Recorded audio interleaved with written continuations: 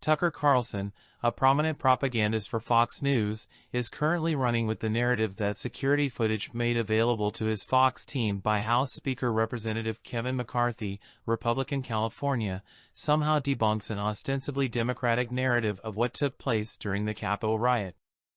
The family of Brian Sicknick, an officer with the U.S. Capitol Police who died very soon after participating in the defense of the Capitol complex against rampaging Trump supporters, sounds furious at Carlson using what happened that day and thereafter, including Sicknick's death, to further his agenda.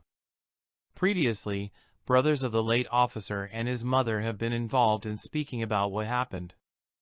The Sicknick family is outraged at the ongoing attack on our family by the unscrupulous and outright sleazy so-called news network of Fox News, who will do the bidding of Trump or any of his sycophant followers, no matter what damage is done to the families of the fallen, the officers who put their lives on the line, and all who suffered on January 6 due to the lies started by Trump and spread by sleaze-slinging outlets like Fox. The new statement from the Sicknicks said, Carlson, as could be expected, desperately tried to downplay the brutal physical violence, and even the threat of more of it, seen as the Capitol was attacked by Trump's rampaging supporters.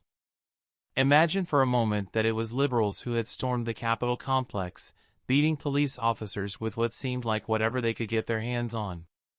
Would Carlson still be characterizing even some violent individuals in the crowd as having been guilty of what he dismissively called vandalism?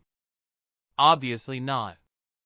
He acted in an episode of his show this week as though isolated pieces of footage showing rioters inside the building, where it was illegal for them to be present, without actively engaging in physical violence, does away with the idea there was much of a physical threat at all, confusing this reality for an imaginarily contrived narrative, which also wasn't debunked, since two things, some people committed violence, while others didn't, can be true at once.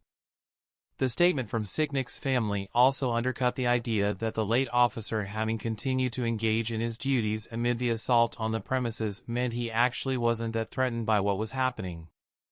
What will it take to convince people that the January 6th insurrection was very real, was very violent, and that the event was orchestrated by a man who is every bit as corrupt and evil as Vladimir Putin?